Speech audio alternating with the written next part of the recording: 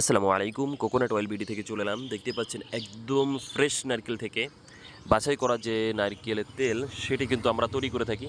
আমাদের তেল হচ্ছে আপনি খেতে পারবেন, শরীরে ব্যবহার করতে পারবেন, চুলে ব্যবহার করতে পারবেন। আমাদের তেল কিন্তু 100% খাঁটি।